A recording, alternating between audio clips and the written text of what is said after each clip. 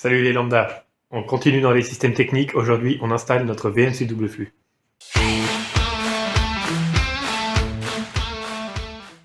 J'imagine que pas mal d'entre vous sont déjà familiers du concept de la VMC double flux, mais comme l'installation c'est pas forcément très intuitif, des petits rappels à ce sujet. Alors quand on a une VMC simple flux, on a des entrées d'air aux fenêtres, l'air frais de dehors rentre directement par les fenêtres, on a le moteur de VMC qui aspire l'air dans les pièces humides et qui le rejette dehors. Quand on a une VMC double flux, on a aussi le moteur qui aspire l'air à l'intérieur pour le rejeter dehors, mais au lieu d'entrer directement par les fenêtres, l'air est aspiré aussi mécaniquement dehors pour être rejeté à l'intérieur. Et on a un échangeur thermique entre les deux flux qui sert à utiliser la chaleur de l'air chaud aspiré dedans pour le restituer à l'air froid aspiré dehors avant de l'envoyer dans la maison. Ce processus a un rendement thermique d'environ 80%.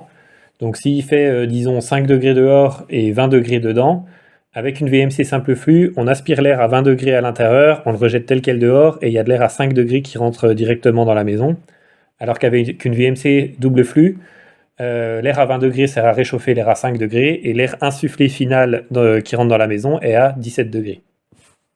Du coup, pour l'installation d'une VMC double flux, il nous faut un gros tuyau en toiture bleue pour aspirer l'air, un gros tuyau orange pour rejeter l'air, l'échangeur thermique entre les deux qui est compris dans le moteur, et ensuite un système de répartition pour aspirer et insuffler l'air intérieur. En rouge, l'aspiration, donc un gros tuyau, puis un caisson de répartition, puis des petits tuyaux pour aller dans les pièces humides, WC, salle de bain, cuisine. Et pour l'insufflation, un gros tuyau vert, un caisson de répartition et des petits tuyaux verts pour aller insuffler dans les pièces sèches, chambre et séjour.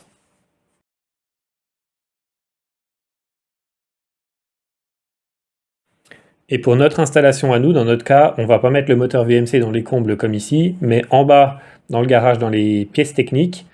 Les gros tuyaux, la distribution, on va faire ça en tuyaux durs, en acier galva de 160, comme ça a un gros diamètre et c'est durable. Ensuite, on va mettre nos caissons de répartition, pas en bas dans les pièces techniques, mais dans la gaine technique qui est adjacente au logement. Et les petits tuyaux de répartition qui vont aux pièces seront en PEHD, en plastique. Et voilà, c'est fini pour le cours magistral, place aux travaux.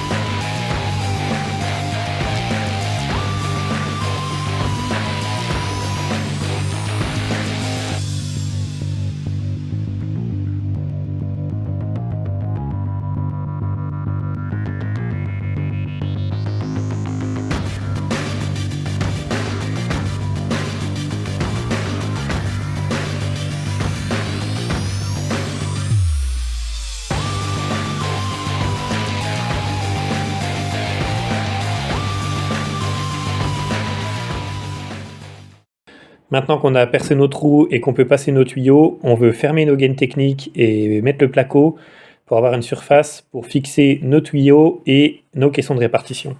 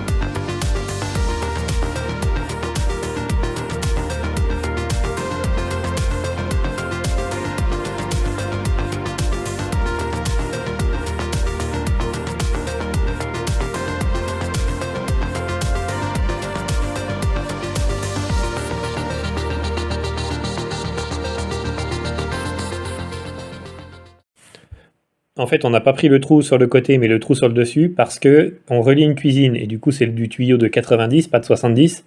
Et le truc, il est quand même vachement rigide, donc pour le couder, ça prend beaucoup de place. Et du coup, partir horizontal sur le côté, ça faisait un angle qui allait pas. Donc du coup, on va partir vertical et se relier directement à la bouche d'aspiration.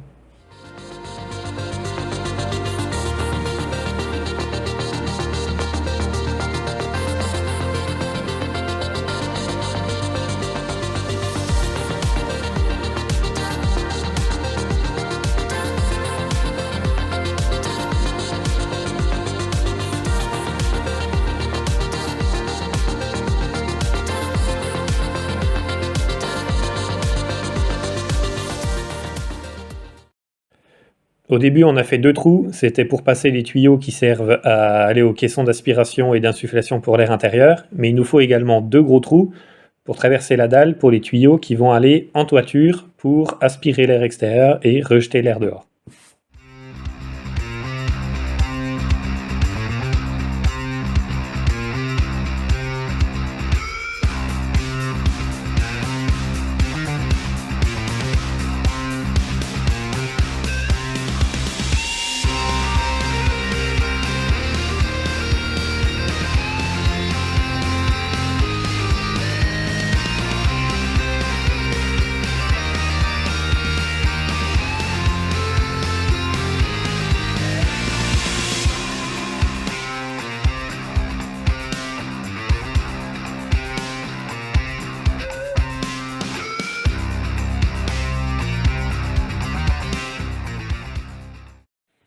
Ici, vous remarquez que le diamètre du trou qu'on a fait est largement plus gros que le diamètre du tuyau. C'est parce qu'en fait, les deux gaines qui vont en toiture transportent de l'air froid. D'une part, l'air qu'on a aspiré dehors, bah forcément, il est froid parce que c'est la température de dehors. Et l'autre, on lui a pris sa chaleur pour la donner à l'air qu'on a aspiré dehors. Donc les deux, c'est de l'air froid. Et il faut donc qu'on isole le tuyau, parce que sinon, imaginons qu'il fait 0 degré dehors, le tuyau sera à 0 degré, et l'air chaud et humide à l'intérieur, s'il peut atteindre le tuyau, ça va condenser, ça va faire des dégradations, et en plus, ça va refroidir l'air de l'intérieur de la maison, qui est exactement ce qu'on veut éviter en ayant une VMC double flux. Donc on va isoler nos tuyaux, donc on garde de la place pour ça.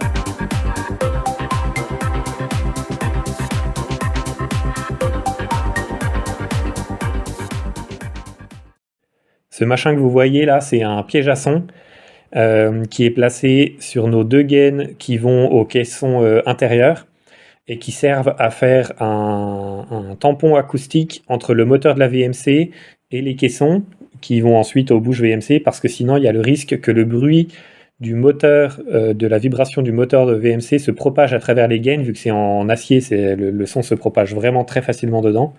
Et ensuite, on entendra dans les chambres, dans le salon, dans la cuisine, dans les salles de bain, tout ça, un bruit de VMC, ce qui est totalement inacceptable, notamment pour les chambres.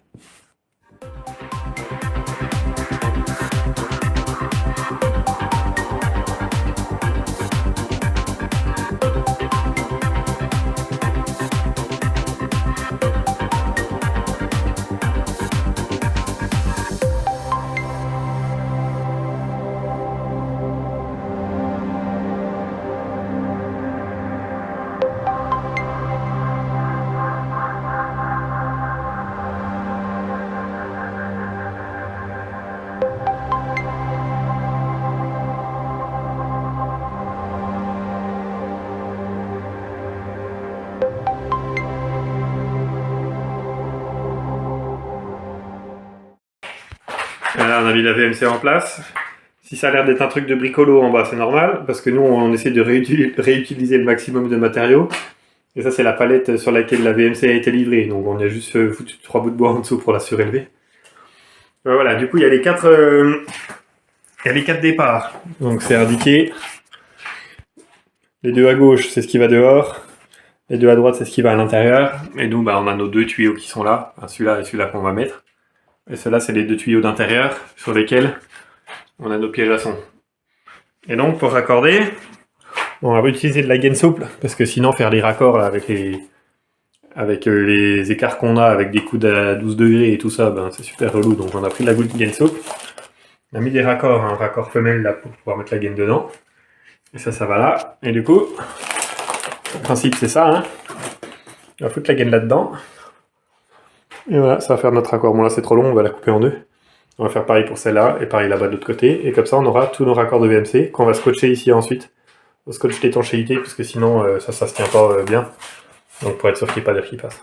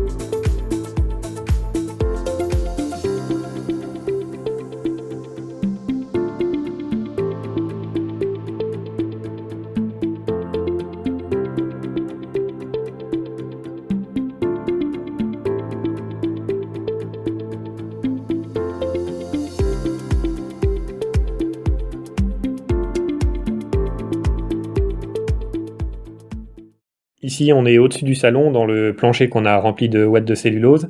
Donc on va faire traverser notre tuyau en galva et ensuite traverser le toit et mettre notre chapeau de toiture.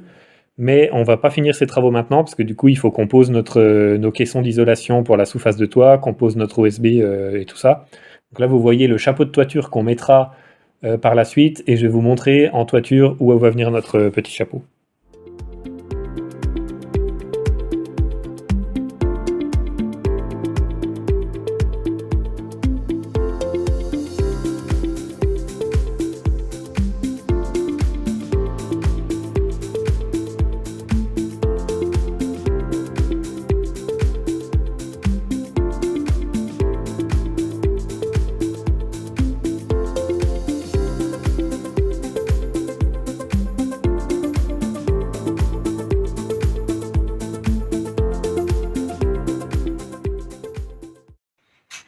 Et voilà, on a notre infrastructure de base qui est posée.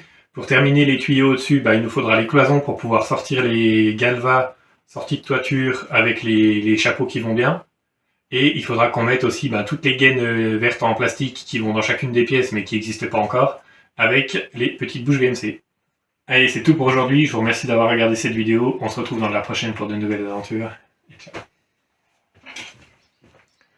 Allez, maintenant des petits points techniques plus détaillés pour ceux qui sont intéressés vraiment par les systèmes double flux. Premier point que je voudrais aborder, c'est celui des débits de ventilation. Donc pour pouvoir faire un dimensionnement et faire des calculs, mettre les bons tuyaux et tout ça, il faut savoir quel débit de ventilation on veut avoir pour chacune des pièces. Et pour ça, en fait, c'est normé, hein, c'est donné par la loi. Donc si on fait un système de ventilation mécanique double flux, ou même simple flux d'ailleurs, les débits d'aspiration sont donnés par la loi. Je vous mets un lien en description de la loi qui est en vigueur et qui définit ça. Et donc, avec une VMC double flux, on va vouloir équilibrer les débits entre l'insufflation et l'aspiration. Donc, on sait exactement, pour chacune des pièces qu'on aura dans la maison, quel débit on va avoir, et donc quel est le débit total, et comment est-ce qu'il va falloir dimensionner notre VMC. Une fois qu'on a notre débit total, il faut choisir une VMC qui est assez puissante pour pouvoir assurer le volume d'air par heure renouvelé, et aussi la pression, la résistance des tuyaux qu'on va avoir. Alors pour ça, c'est beaucoup plus compliqué de savoir quelle résistance des tuyaux on va avoir, parce qu'en fonction de l'installation qu'on a, si on a 3 mètres de tuyaux de 90 ou si on a 25 mètres de tuyaux de 70, bah forcément la résistance à l'air est pas du tout la même. Alors pour ça, moi j'ai fait un vrai dimensionnement sur une appli sur internet. Je vous mets le lien également de l'appli sur internet, et je vous mets juste une image de mon dimensionnement, sachant que du coup j'ai dimensionné la VMC pour que ça soit modulaire pour toute la maison, c'est-à-dire que pour l'instant on fait un logement, donc il y aurait besoin d'une petite VMC. Vu qu'on a un super grand volume dans la maison, j'ai prévu un nombre, disons, standard de chambres, de cuisine, de salle de bain et de WC si jamais on voulait aménager toute la maison. Et on a mis un modèle de VMC qui est déjà compatible avec l'ensemble des pièces. Donc du coup, ça fait une grande liste de plein de pièces avec plein de volumes différents, et il y a des pièces qui sont proches de la VMC, il y a des pièces qui sont loin de la VMC, donc ils ont une résistance aérolique qui est pas du tout la même. Donc je vous mets ça, peut-être ça peut être intéressant pour les gens qui veulent s'amuser avec ça et voir ce que ça donnerait pour leur propre application.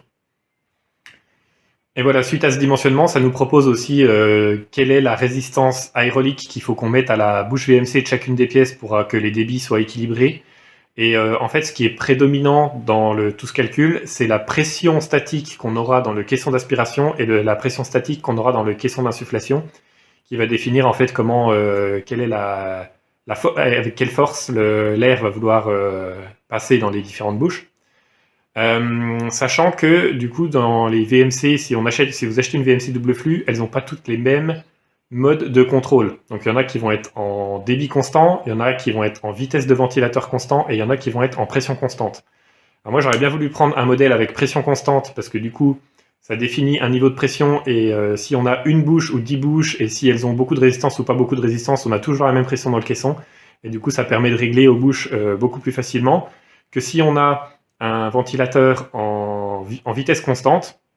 Bon, il va tourner à 25% de sa vitesse nominale ou 60% de sa vitesse nominale. Bref, ça ne correspond pas à un débit d'air constant, parce que du coup, la vitesse du ventilateur, en fonction de ce qu'il y a derrière, s'il y a une bouche qui est très petite ou s'il y a une bouche qui est très, très grosse, donc beaucoup de résistance ou pas beaucoup de résistance, bah, le débit d'air il va pas être le même. Et du coup, ça fait que vous allez régler, vous aurez 5 bouches à régler pour l'aspiration, par exemple, et vous allez régler une bouche, et ensuite quand vous allez passer à la deuxième bouche, bah, ça va changer le débit qu'il y aura à la première bouche. Donc du coup pour le réglage, on va voir comment ça se passe, parce que vu que nous on peut pas travailler en pression constante, il va falloir faire quelques petits essais compliqués. Notamment aussi, il faut garder en tête, pour nous, du coup on organise un logement, on va régler pour un logement.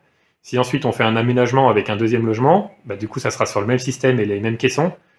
Et donc, quand on va régler le deuxième logement, ça va totalement dérégler le premier logement, et donc il faudra tout refaire ensemble. Et donc, ça va beaucoup compliquer les choses. On va voir comment ça se passe. Et par rapport à ce mode de contrôle de la VMC, il faut garder en tête aussi que les bouches d'aspiration et les bouches d'insufflation, elles n'ont pas toutes les mêmes caractéristiques aéroliques.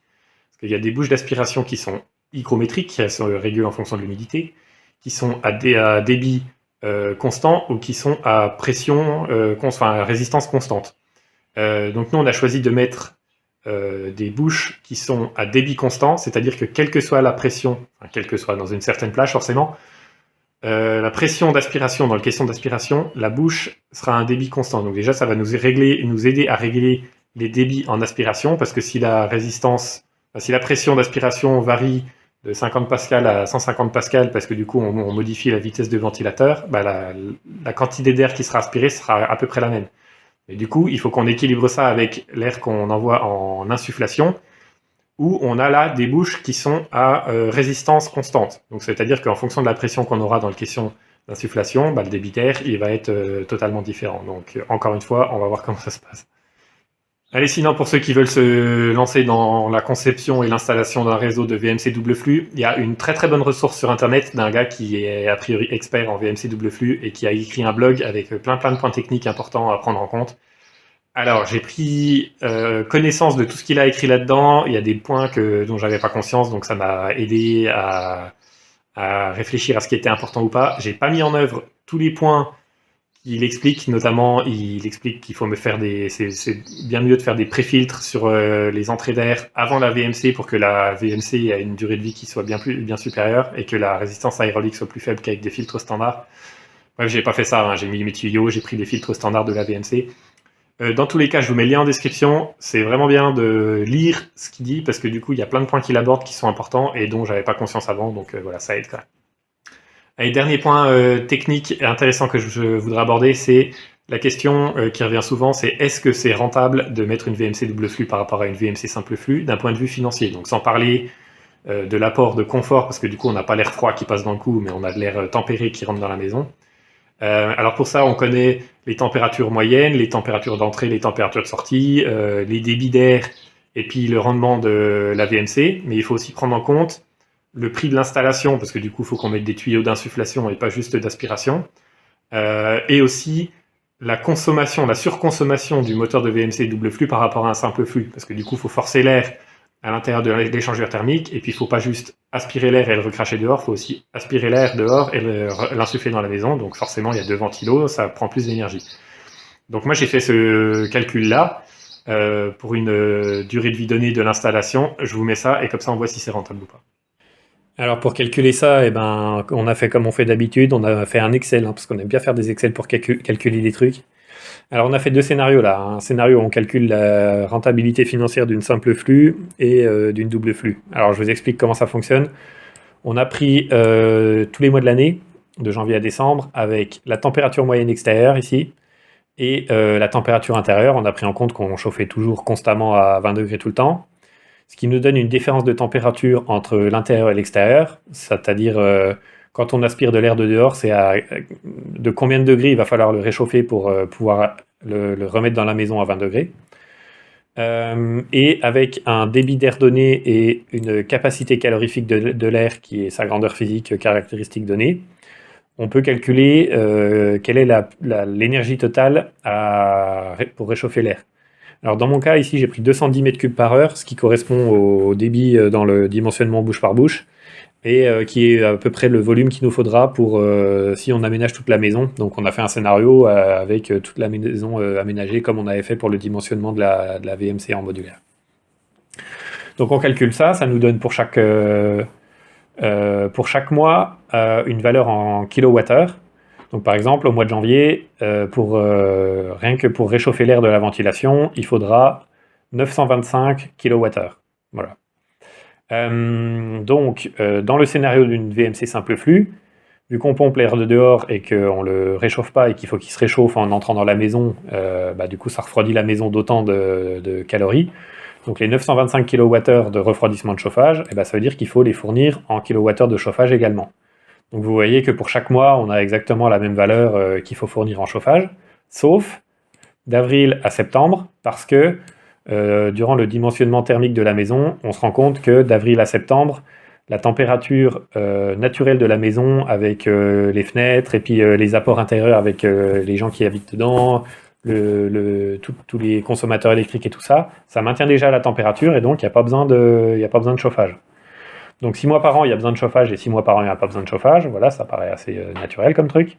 Donc ici, les calories qu'on perd en les rejetant dehors, finalement, c'est pas grave, ça ne nous coûte rien, parce que vu que le chauffage n'est pas allumé, ça se régénère de manière naturelle. Au contraire, en juin, juillet, août, on sera bien content d'avoir la VMC qui peut pomper l'air chaud de dehors, et l'air chaud de dedans, quand il fait vraiment chaud dans la maison, le rebalancer dehors et de repomper de l'air froid, qui servira à refroidir la maison. Mais en tout cas, ça ne coûte pas de chauffage.